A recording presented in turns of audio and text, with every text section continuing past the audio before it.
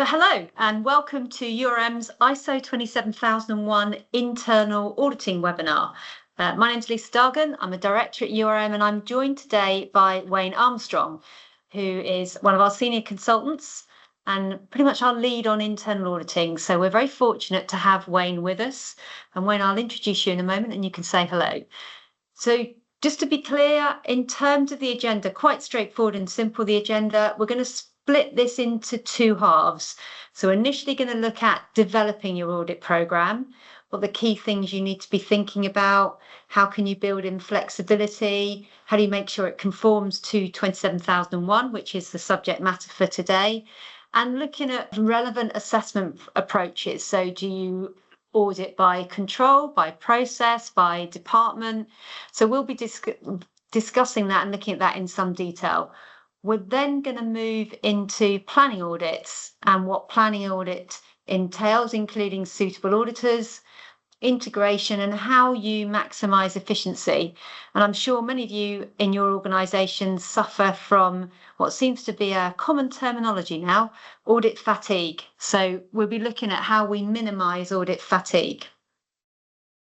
So for those of you who aren't familiar with URM, let me just give you a very brief overview. This is our 20th year, so it's our 20th birthday in June this year. So we've got 19 years experience and we really combine and look at GRC, so governance, risk and compliance, so people process, alongside cyber skills and technical expertise to really give you a holistic end-to-end solution. We have the appropriate accreditations, as you would expect. We're also 27001 accredited, so juggle the internal audit challenges ourselves. And we have expertise from an information security perspective in ISO 27001, PCI DSS, NIST, SOC, CE, CE+. So when we talk about integrating audits, we really do understand what some of the challenges are and some of the challenges you face.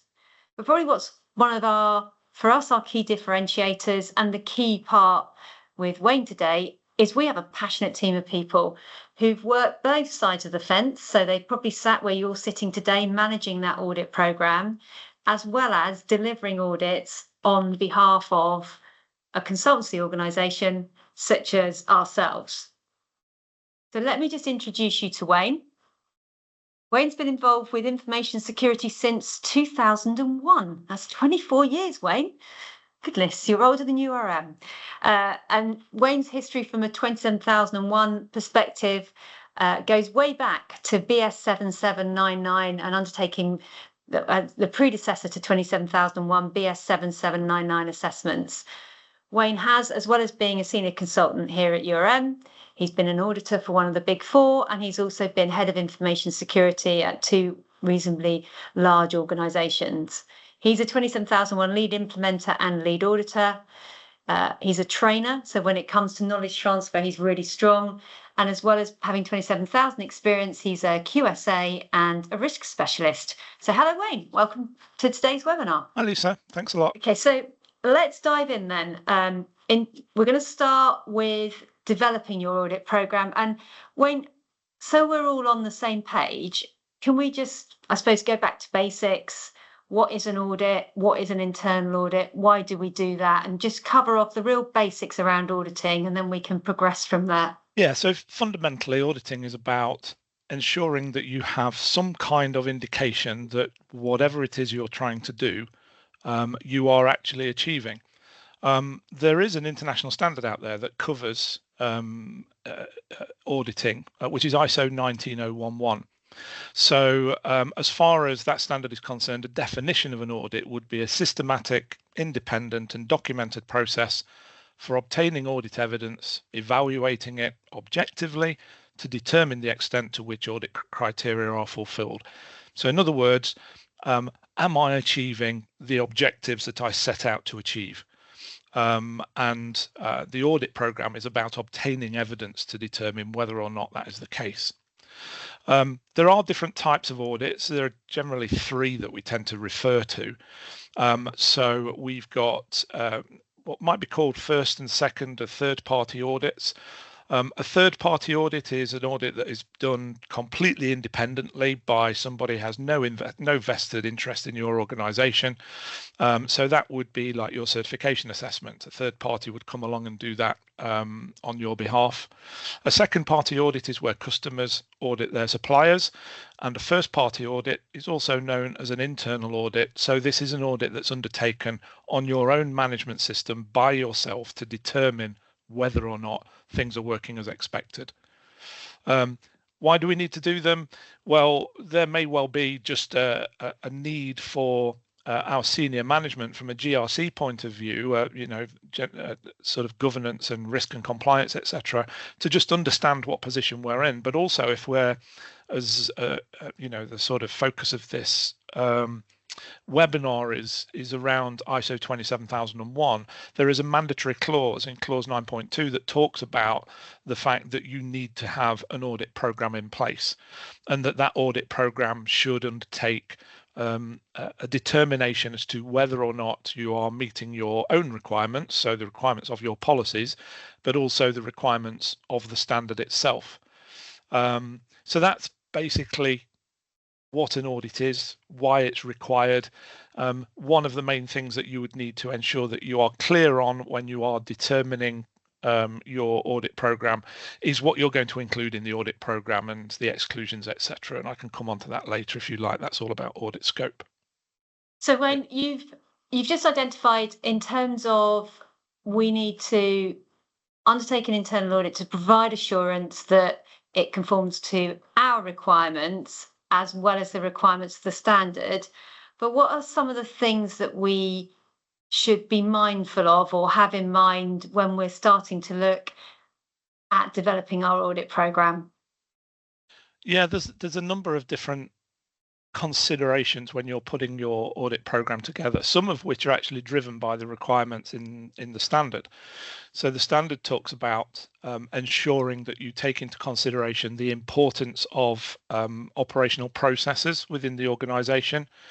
Now, what that means really is understanding from an information security point of view where the significant risks are. So you see the sort of bullet lower down in the orange bullets where it says key risks to the organization. One of the things to take into consideration is, well, where do my key risks lie?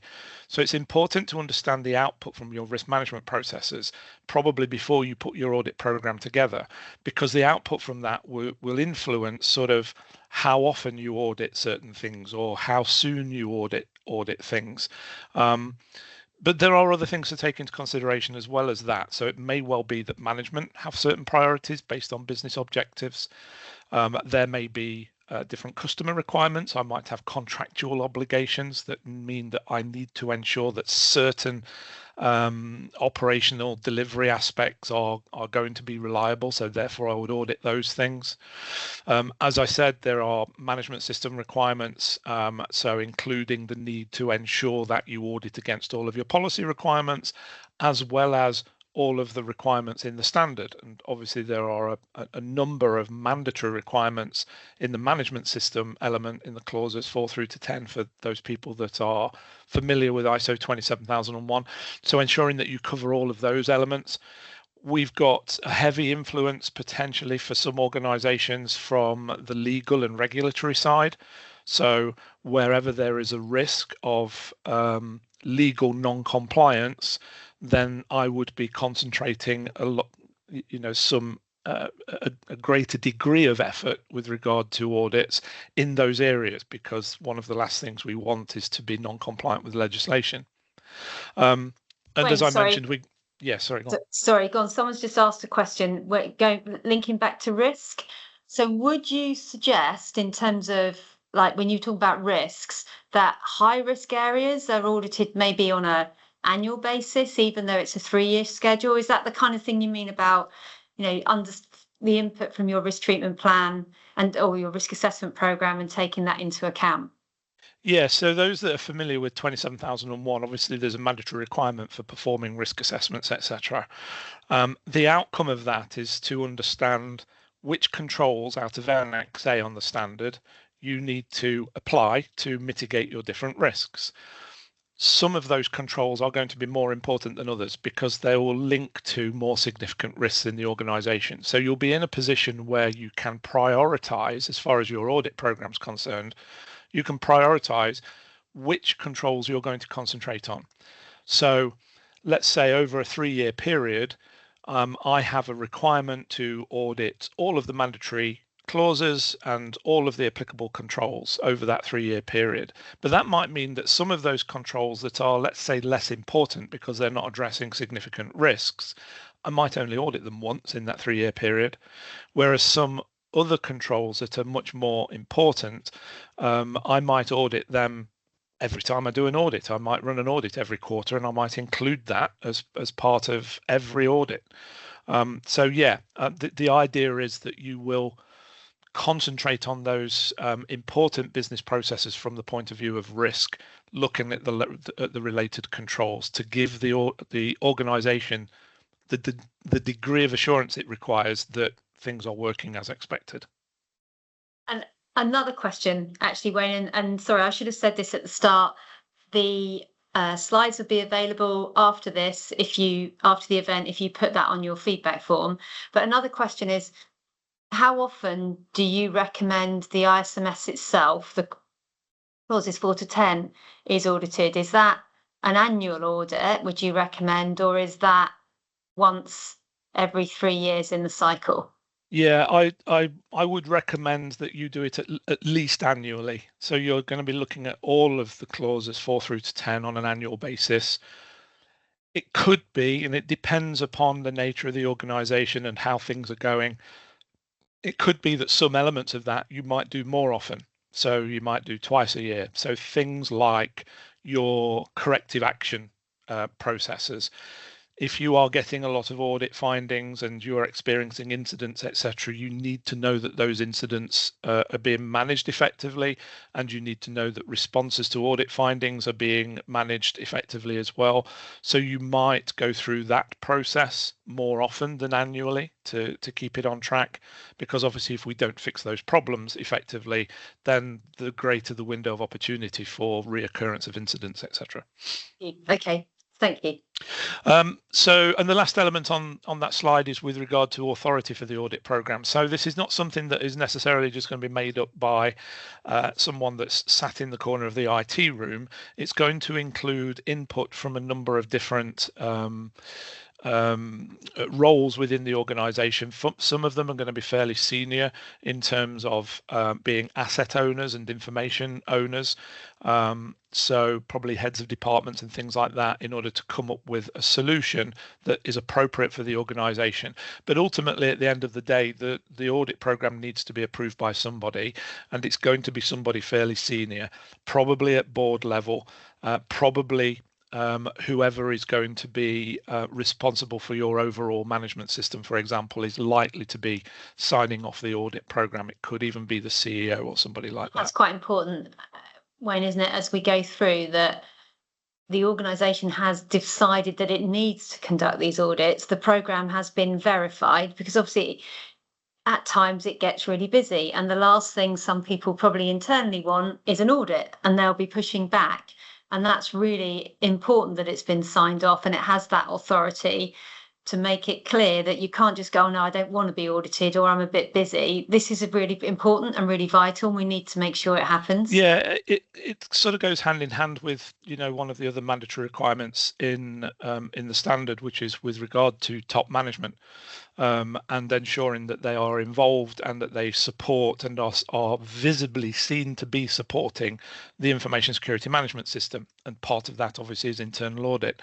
So we need these things to be driven from the top so that everybody else takes it seriously and gets involved and gives the time to make the process effective. Yeah, no, that makes sense. Okay.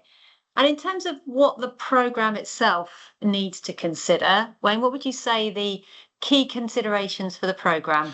Okay, so we've just talked about how important it is to ensure that you focus on the correct areas, so based upon risk and things like that.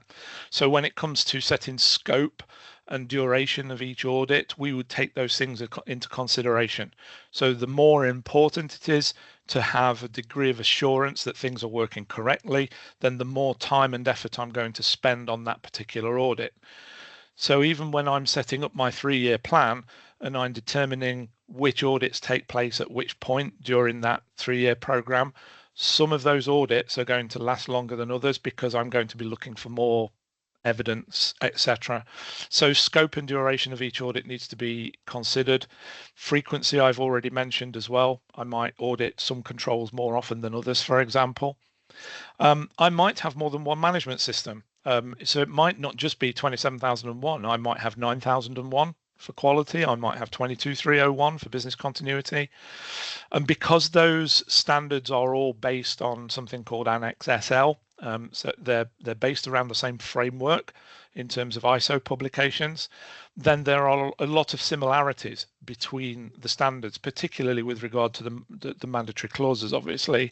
And so when auditing those elements, I can audit them for the purposes of multiple standards. Even if you haven't integrated your management system, because a lot of people have an integrated management system, don't they, that deals with all those. Even if I decided to have my management systems separate, because that suits my business purposes more, you'd encourage, actually, when I look at the audit program, to consider things like, I suppose, management review and context, if they're all at the same scope, to look at that as one across all management systems rather than do 3 separate audits as such. Yeah, sure. I mean, it's up to the organization at the end of the day, but it seems to me that there's a couple of kind of wins around that. One is with regard to audit resource and sort of making sure things are efficient. So we just, we audit the management review element just once and ensure that the questions that we ask during the audit interviews, etc., are related to all 3 standards, if we've got all 3 standards in place, or if we've got 3 different standards in place. The other element as well is with regard to the auditees and the fact that we could end up with something known as audit fatigue. Organizations find themselves in a position where they're forever being audited for different purposes. Well, if you can manage to audit one area once for the purposes of 3 standards, as opposed to 3 separate times and including the same interviewees every time, then that's probably a good idea. I know when we've spoken to organisations before, HR, would you rather have 3 1-hour audits or 1 2-hour audits covering all the 2-hour audit covering everything? The preference is always for 1 audit. So Yeah. I can see that makes an awful lot of sense. Yeah.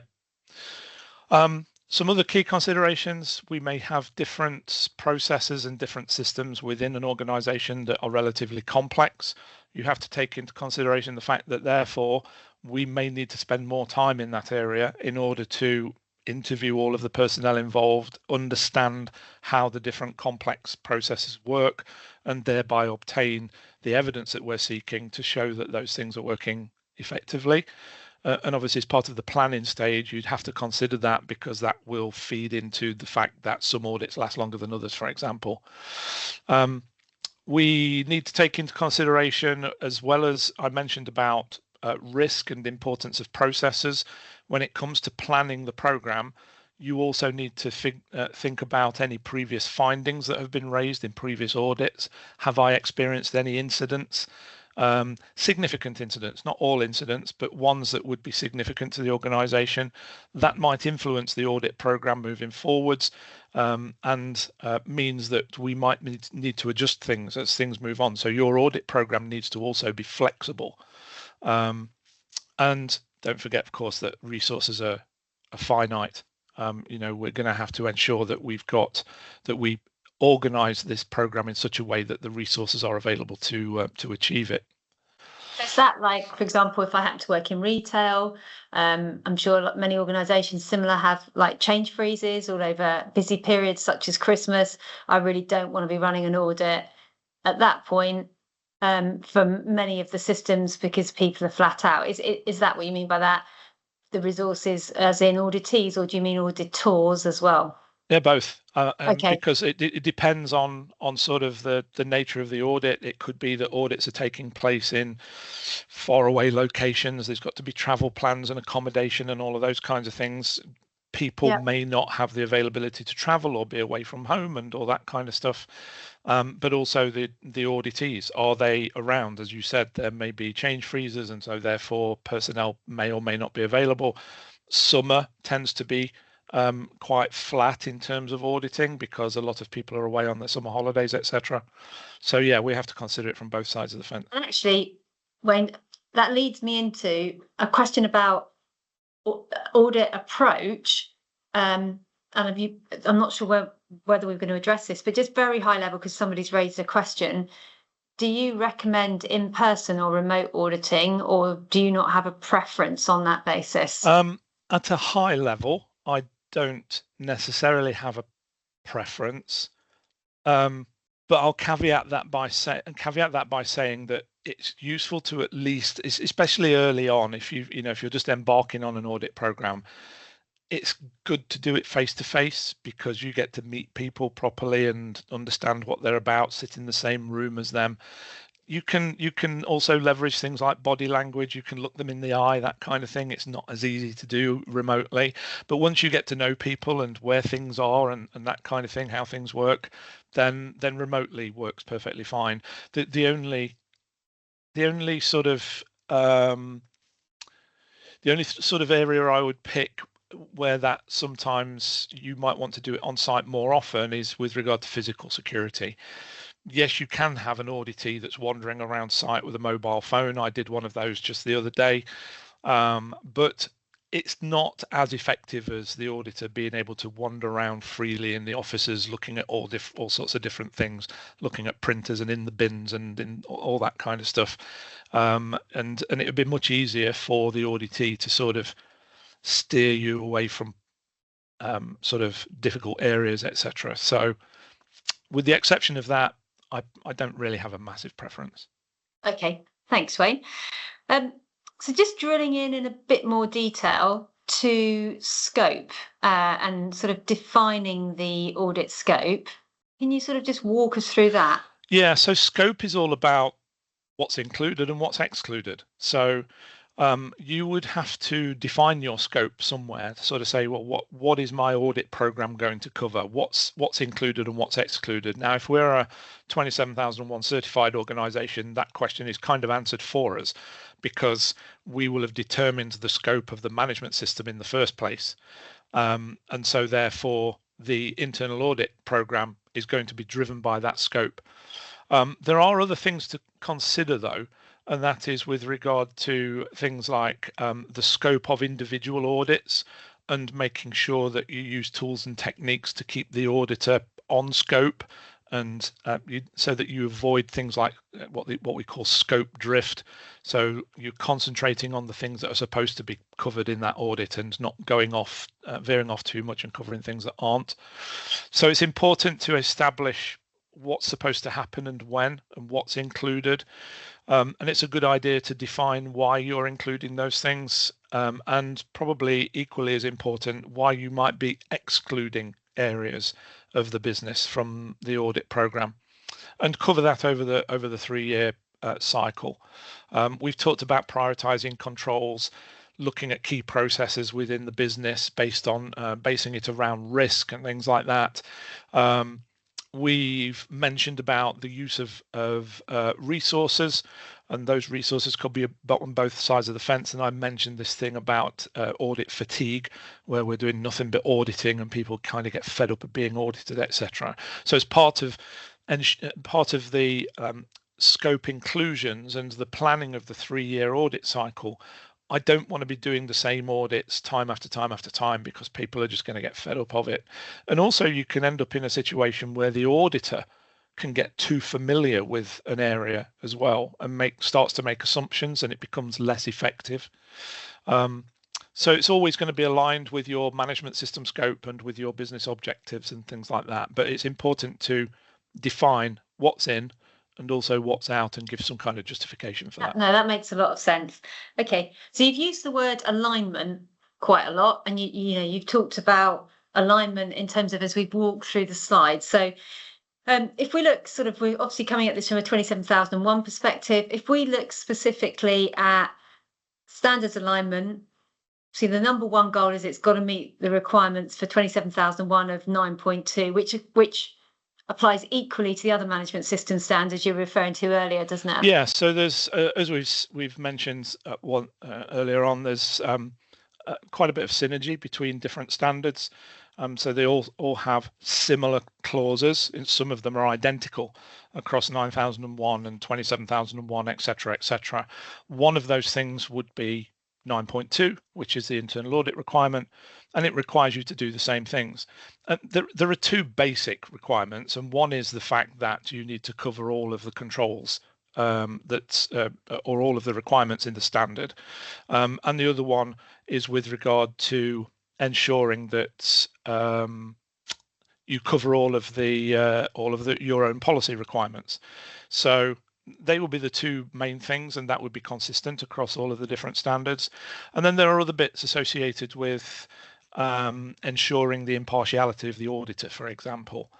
But the way in which we do it, as I've previously mentioned, we're going to be basing our audit program upon risk management and the need to conform with the standard requirements, looking for opportunities for continual improvement. It may be an advantage as well to ensure that when we are setting up our audit program, it might be worth aligning the audit program with your external certification assessments. So if you've got BSI or any of the other certification assessors coming along to assess you in November, for example, it might be worth doing an internal audit in sort of August, September, because that will get people thinking about what they're doing from an audit point of view. And if there are any findings from the audit internally, we've got a couple of months to resolve those issues before the assessor comes along in November. And obviously we will have been given a plan by the external assessor, and we could ensure that the elements that we audit in the August, September cover the same areas. So we know what to expect when the external assessor arrives. Thank you, Wayne. And you've referenced a couple of times, you've spoken about policy validation. So when we are conducting an audit to validate the policies we have, what do you mean by that? What exactly are we looking to achieve? Yeah, so in a number of different areas with regard to 27001, there's going to be a requirement to put policies in place. So in other words, telling everybody in the organization what the rules are, what is expected of them in order to fulfill the requirements of the management system. So we document those rules in company policies, and there's an expectation that people will follow those policies. So one of the things that we need to be clear on is that just having the policy is not good enough as far as auditing is concerned. If we have set a policy, it becomes part of the requirements of your management system. And so therefore we need to seek evidence that people are abiding by the requirements in the policy. So we're going to go out and we're going to test those things. If the password policy says that that passwords must have a minimum length of 13 characters, I'm probably going to go and talk to the IT guys and look at Active Directory settings and see what the minimum password length is set at, so that we can get some objective evidence to show that yes, they are making the effort to meet their own policy requirements because they've got technical system settings, or the interviews I've had with different staff indicate that yes, they know how to set a strong password, for example. So it's all about ensuring that we know what the rules are, then directing the auditors to test to see whether those rules are actually being followed. Yeah. And I appreciate this isn't the subject of today's webinar. And to be fair, we could go through every section of planning, delivering, reporting of an audit in separate webinars. But the key point here is when you're auditing, it's seeking evidence, isn't it, to support what you're being told. Don't just take what you're being told. It is supporting evidence. Okay. Yeah, it's sort of the difference between subjectivity and objectivity. And what we're looking for is an objective audit report at the end of the day. So when we give the audit report to management, we can quite clearly state where the issues are based upon the fact that a rule or a requirement has been set and that no evidence was available to show that those things were being done, or evidence was available to the contrary, so proving that they were being done differently. We won't take at face value necessarily what people tell us, unless sometimes we'll do it in terms of the negative side of things. So if people tell me that a required process is not taking place, I will probably take that at face value, because there's no point asking then for evidence of the thing taking place because they've told me it's not happening. But certainly from the point of view of conformance, I won't necessarily take everything at face value. I'll also ask for evidence. And when you've mentioned on quite a few occasions flexibility and building in flexibility, on a practical level, I hear what you're saying, and I completely get the concept. But on a practical level, what do you mean? I schedule 12 audits a year, for example, but I only plan 10, and then I've got 2 where I can react to something. Is that what you mean by flexibility? No, I don't think so, because it kind of, the flexibility element kind of blows the planning bit out of the water to a certain degree. So what you're talking about there is in terms of having a couple of contingency audits at the end of the 3-year period, because what that will enable us to do is, because for all sorts of different reasons, is we're performing the other 10 audits. An auditee might be off sick, they might be on holiday, there might be other reasons why we can't cover certain controls that were in the plan, and we'll park them and move them to the next audit, etc. But at some point, we are going to have to ensure that we cover those elements that have been previously missed. And that's what those contingency audits are for at the end of the 3-year period. In terms of flexibility, what we're talking about here is essentially where things change, or where things come at us out of the blue that we weren't expecting. So it could be changes within the business, mergers and acquisitions, or new products and services that we might be developing. Those things would need to be taken into consideration and then built into the audit program. And that might mean that I need to reorganize things in the audit in order to take that into consideration. There might be changes externally, changes to legislation or regulations or contractual requirements that mean that certain controls become more important than they were before. And so therefore I'm going to start auditing them more often. And so I've got to flex my audit plan and reschedule things, etc. So it needs to be developed in such a way that it can react, it can respond to those kinds of things. Okay. And when we've had a question from somebody who said, when I went through my certification to 27001, the assessor saw my audit plan. If they come in and I've done as you just suggested, which is I can't do that audit this quarter for whatever reason, I'll move that to the next quarter, or I parked it, and they come in and I've got a couple of parked audits, how do I manage that in terms of during the assessment? And do I have to document anywhere that was a informed choice and not just couldn't be bothered? Yeah, I would ensure that there's at least, so there would be an indication in your audit plan in the first place, or in your audit program in the first place. So I just use spreadsheets with color-coded cells that say, if it's red, it means I've missed that. I've missed that control for whatever reason. So we can see that there has been something missed, and I can then obviously identify that something needs to be added into a later audit. I would probably then at least talk to the auditee and say, did you advise management that this problem has occurred, sort of thing, and that the audit didn't go as planned? It would be in the audit report anyway, but there could be minutes of meetings like the management review meeting or operational service review meetings, or whatever meetings take place within the organization, where we might keep management informed around the fact that an audit element had been missed. Even a simple email to a manager that says, oh, we missed this element of the audit because this auditee was on holiday or whatever, but we're going to do it at the next audit. It will show that this was part of a planned response. Yeah. And the assessor will generally just take that on board and would expect to see that the next audit covered it, etc. Yeah, no, that makes sense. Okay, now this is probably the $1 million question and the big question for me. How do I decide how to audit? By that, I mean, do I do it by site, as I'm 27001 certified? Do I do it by controls?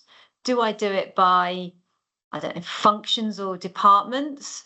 Or do I go by an end-to-end process? How do I decide what the most effective approach to auditing is? To be honest, there's no right or wrong answer to this because it depends on the organization and what's important to them. What I would say, though, is that you would take the approach that best fits with the audit that needs to happen at that point in time. So you've got your 3-year audit program, you've got a number of different audits that need to take place for a certain purpose, you're looking at certain controls or whatever. So I would take the most appropriate approach to fulfill that audit. So if my audit program has been designed around importance of business processes based on risk, etc., then I might look at those different important processes and say, okay, well, the approach I'm going to take then is that I will initially, in some of these audits, I'm going to look at individual processes. So, for example, the starters and leavers process might be an important element within an organization, but that's going to include elements of lots of different departments, facilities, HR, IT, etc. And I'm going to go into those areas. I'm just going to look at the elements within those areas that are related to the starters and leavers process. But don't lose sight of the fact that at the end of the day, you still need to cover all of the controls, all of the clauses, all of your policy requirements, etc., over the 3-year period. So at some point, you're going to have to do other kinds of audits. It may be controls-based audits in order to catch those things up. You might break it up by function, and you could do that based around how busy different functions are throughout the year. So if it's coming towards year end, I'm not going to audit finance. I'll pick somewhere else, etc. So like I say, there's no right or wrong answer, and it'd be up to the organization to determine what the best approach is. And so all of the things you mentioned could be appropriate. Okay, no, that makes a lot of sense. So it's really about tuning into what works in your organization and then designing your program and approach around that. Yeah. Okay. In terms of approaches and methodologies, how would I go around that? Do I review all the documents up front and then talk to people? Do I ask them for the documents and review it as I go along? What would you suggest, or how does it typically work? Different auditors have different approaches, really. I guess it depends what works for you. The way that I tend to do it is that I will set up a number of interviews with different auditees to cover off, obviously, whatever the subject is of the audit. And I'll talk to them about how things work. And what we'll do is during that process, during the interview, we'll introduce documents that drive how they're supposed to operate. So policy documents, basically, we'll look at what the policy says. And then as part of that interview as well, we'll start asking for other evidence. So like I mentioned before, if I'm going to be talking about authentication mechanisms and stuff like that, setting up new user IDs and passwords and that, I might be talking to IT as part of that. And so I'll ask them in the interview, how long, how many characters are in your password? Do you have complexity set, and do you change them very often? Those kinds of questions. We'll compare what they say to what the policy says is supposed to happen. And then we'll also ask the IT person to log on to Active Directory and show me what's actually set up. So we've got this concept of what we kind of call the evidence triangle. So this is all about what is documented in terms of what's supposed to happen. So these are your policy documents. We've got information that's provided to us by the auditee during the interview, so what we're told, and then we've got the records as well. So evidence that those things are taking place, and records obviously can exist in lots of different places. So what's supposed to happen, what we're told is happening, and what's actually happening based upon the records. Yeah. Got it. Okay. And as you've said, I know on a number of occasions, consistency and repeatability, so you can compare results, are absolutely vital and a key consideration. Okay, so moving on to the next phase, I'm very conscious of time. I know we could talk about this for much longer, but planning audits. Now, this seems to be the favourite topic of every certification body I speak to currently, and every audit that's conducted. How do you choose suitable auditors? You know, do you just look around your organisation and go, oh, you, and you are going to be auditors? Do you look at the least busy people? Do you look at the most experienced people? How do you go about selecting auditors, and kind of what approach should you take to that? Yeah, well, I mean, you could do those things, obviously, but there are a couple of rules of thumb that you need to consider. One is with regard to audit experience. Are the people that you are considering qualified or experienced or skilled enough to conduct audits against ISO 27001 requirements? And the other thing is, are they independent stroke impartial enough to be able to report on what they find? So we wouldn't want to be using people that potentially put in a position of a conflict of interest. So if there's a need to audit a particular department, I'm not going to choose somebody that reports to the manager of that department, because there's a potential influence there that might happen. So they need to be relatively, 27001 says they need to be impartial. They don't need to be completely independent, but if they can be independent, then all the better. Yeah. Is this when sometimes you can have, if you were site auditing, for example, you can have somebody from one site auditing another site because they're you know, they've got the same skill, but they're impartial looking at that site? Yeah, I don't see why not. So if you've got multiple retail locations, for example, they're all supposed to operate in the same way. There's no reason why you couldn't get the people that are performing those processes in one physical location to travel to another physical location and audit the way that they're doing things, because they would be impartial. There could even be a little bit of sort of competitive sort of, you get into the competitor kind of thing around that in terms of I want to be better than you sort of thing. So when I'm audited by you, I'll try and do my best kind of thing. Yeah. And when you talk about, so we're talking about internal audits, does the auditor have to be internal to do an internal audit? So what if I look across my organisation and think, I don't have that resource and I'd quite like to outsource this or get somebody else to do it? Can you outsource an internal audit? Yeah, absolutely. So, but the concept is that whoever you go to outsource these things to, and obviously URM as information security consultants, we provide this service. So I would go into an organization to perform their internal audits for them. But one thing you kind of got to understand is that whilst I'm conducting the audit, I'm auditing on behalf of that organization. Right. And so I'm doing it for their purposes. And that can be kind of an advantage when you're talking to auditees, etc.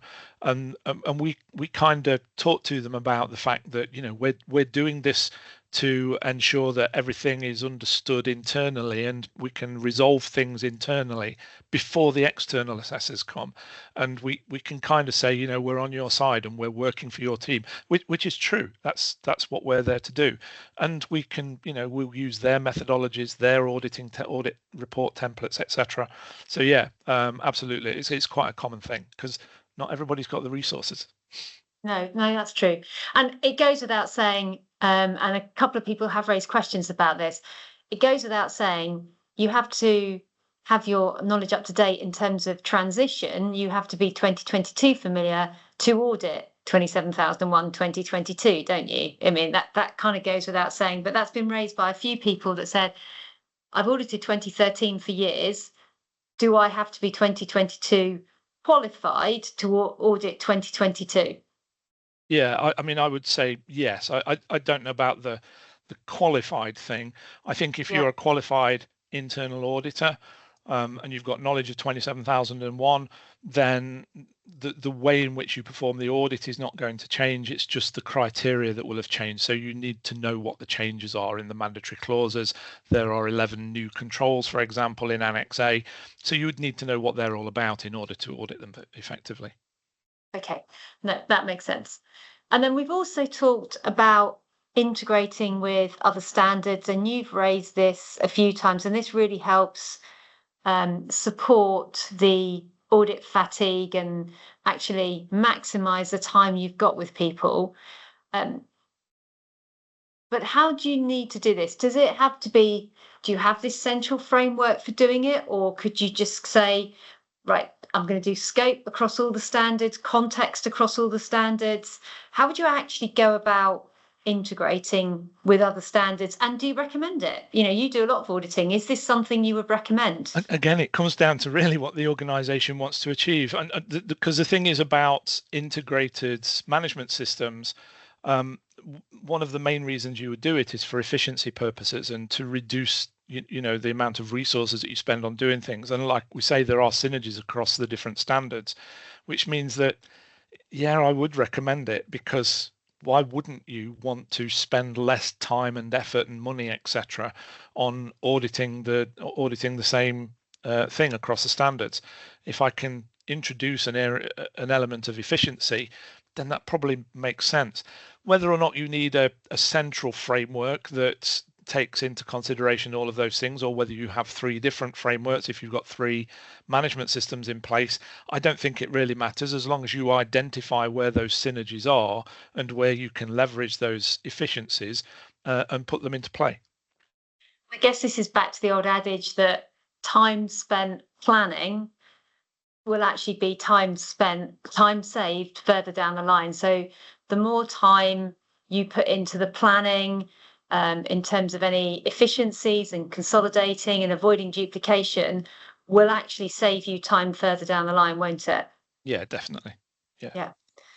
And you talked about just on the previous slide, you talked about impartiality and objectivity. How do you maintain objectivity? It's quite straightforward to say, when you're auditing someone who's maybe, like, I suppose, quite a strong character. No, look, I've just shown you that, and it's flashed up on a screen really quickly, and I've just missed it, and I'm a bit, oh gosh, can I ask again? How do you kind of maintain that objectivity during the audit itself? Yeah, that can be a challenge, and it's one of the skills that would need to be acquired by auditors. At the end of the day, it's the auditor that is running the audit, not the auditee. Yeah. So if there is a need to prove that a particular control is in place, then the auditor needs to be asking to see that evidence. And you do get people. I mean, it could even be something as simple as I've got a person in IT who is passionate about their subject, and they just like talking about it, and they go into lots of detail and they go through it really quickly. And my fingers are on fire because I'm trying to keep up, typing notes, etc. So you have to have essentially the nerve, if you like, to be able to stop somebody and say, really sorry, but can we backtrack a little bit? Can I take a few notes with regard to this particular subject? Can you show me where the thing that you've just been talking about is actually set within the system, or what records have you got to show me that what you said is actually happening? So you've kind of got to be able to turn around to an auditee and say, okay, I understand what you're telling me, but prove it. That makes sense. Okay. So in terms of the objectivity, as you've highlighted, you talked about rotating auditors as well to avoid over familiarity. That supports this as well, doesn't it? Yeah, I kind of mentioned earlier on when we talked about audit fatigue. So you get audit fatigue on the auditee side, where auditees are just get fed up of auditors turning up every 5 minutes. But what we can get on the other side of the fence is where the auditor becomes too familiar. And so they turn up sort of month after month or year after year to the same organization, and they see the same processes and the same system settings and the same policies and things like that, and they get familiar with it. And so then you start to make assumptions that, I've seen that for the last few years. Yeah, we don't need to go into that again, that kind of thing. And it's, it's human nature to be able to trust that these things are still happening. So periodically, it's probably worthwhile rotating the auditor, bring a fresh pair of eyes in, so that things that may have been missed by the previous auditor might get picked up by the new auditor, just because it's a fresh pair of eyes. It's a useful thing to do occasionally. Okay. And I suppose the most important thing is your final bullet on here is you want a culture of transparency and integrity. So you want people to understand that we're doing this to improve. We're doing this for really positive reasons. This shouldn't be seen as a test almost, because that implies pass or fail, doesn't it? We're doing this for the right reasons to make sure we are either following our processes as we should be, or if we're not, why not? Have we changed that process? Do we need to reposition it? It's the whole culture and transparency is really important, isn't it? Yeah, I agree. I think it's internal auditing does have this bad rep, sort of going back a number of decades, I suppose, in the way that auditors used to operate. But I think we need to try and get the message across that the internal audit is a good thing. It's a business benefit. It's there to be able to facilitate continual improvement, to make things better. And so it's actually a good thing when we find that things aren't quite right, because we can get those things out into the open. We can be transparent with management and say, look, this thing is happening. It's not quite right. We think you should be able to improve the situation and therefore improve the effectiveness of your management system. And if we can work from that kind of basis, it's more likely that the people that are involved will be transparent with regard to how things work, because they want to do better. So yeah, I think that's a key message. Okay, now we've got about 9 minutes, Wayne. We've answered quite a few questions, so I've interjected with a lot of questions on the way through. So we've got 3 more key slides to cover. So just practical considerations, things that we haven't already identified, anything that you really want to add here? Yeah, I mean, just the elements on as far as the bullets are concerned. I won't labour them, but sort of you need to obviously make contact with interviewees in advance of the audit, give them plenty of time, give them plenty of notice so that they're available. Depending upon your geographic locations and things like that, you might need interpreters and other people that might need to be involved in the audit, sort of technical experts, legal experts, could be anybody. Making sure that we do it at the appropriate time and date. We mentioned about avoiding potentially summer or Christmas periods, things like that. And just ensure that all of those things are supported by management, so that we have the permission of management to perform the audits in particular areas. And what I'm talking about there is the management of the area that's being audited, so that we know that managers might know that an important project is kicking off that week, whereas the staff I normally deal with might not know.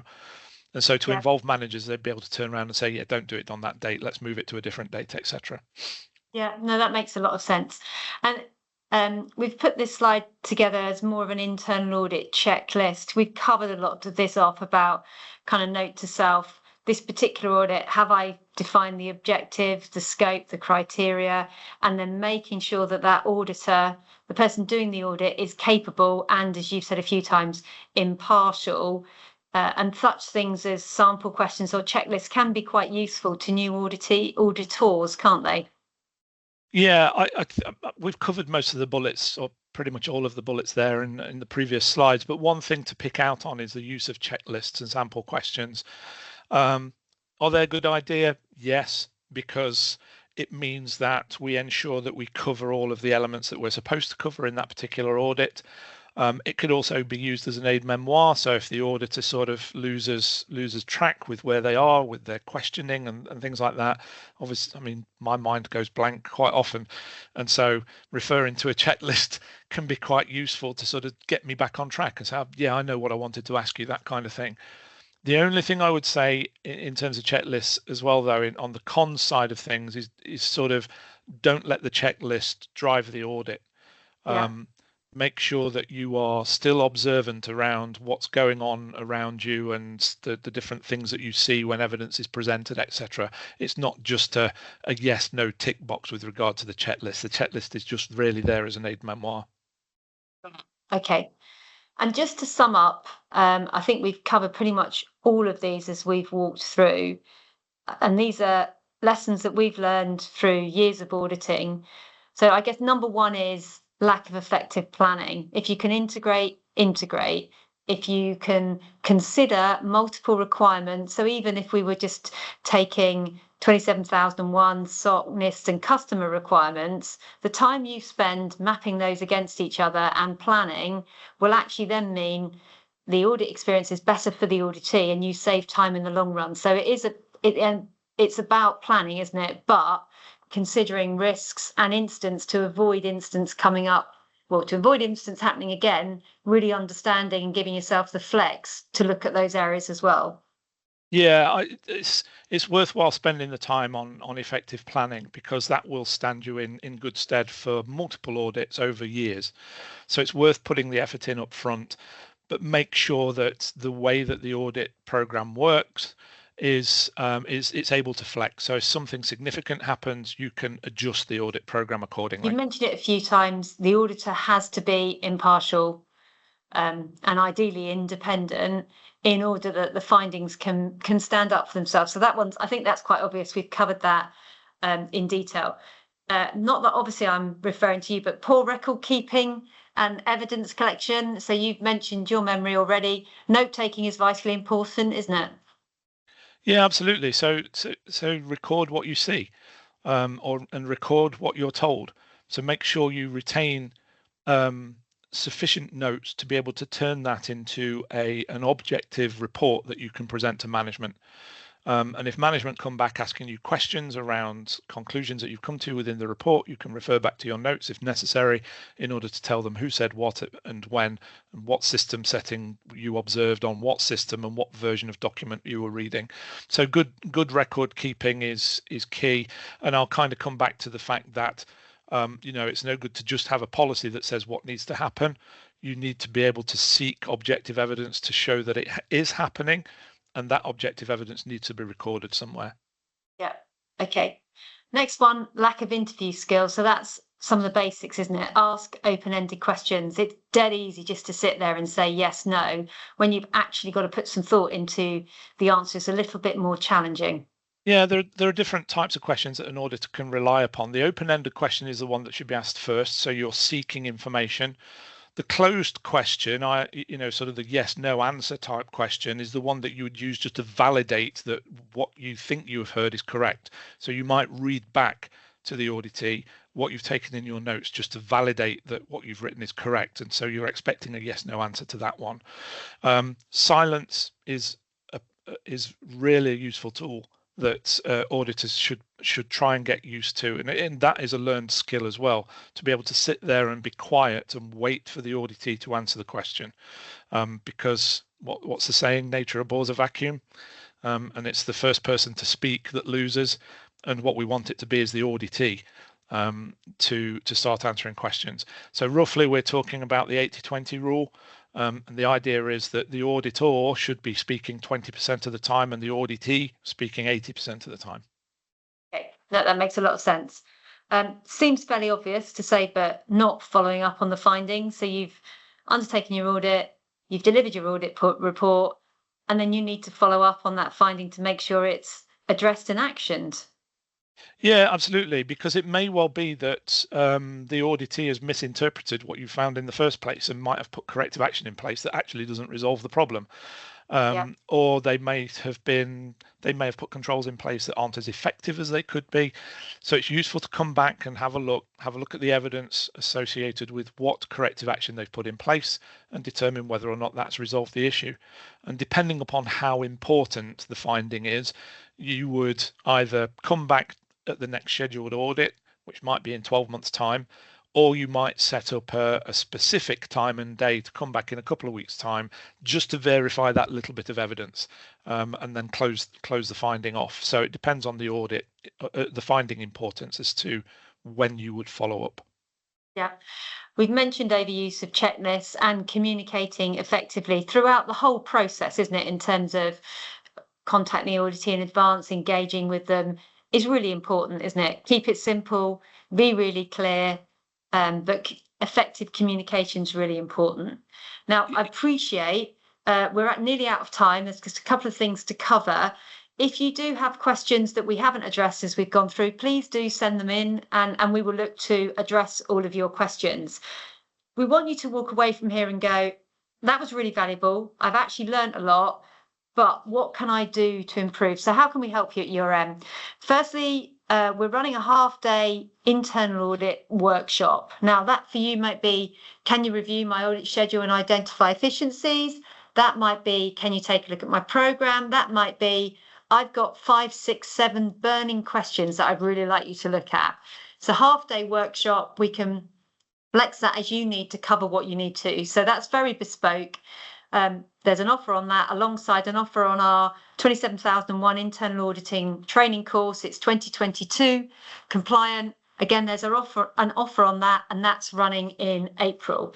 Upcoming events, SOC 2 audits is running at the end of March. Penetration testing or automated tools, looking at how you maximise your budget and what makes sense for your organisation, is in April. Business continuity, developing and delivering effective exercises, is at the end of April.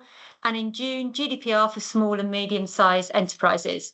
That just leaves me to say, please, can you complete your feedback form, because that's what shapes the events that we run.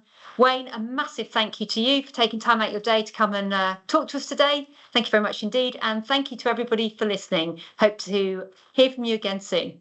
Thank you.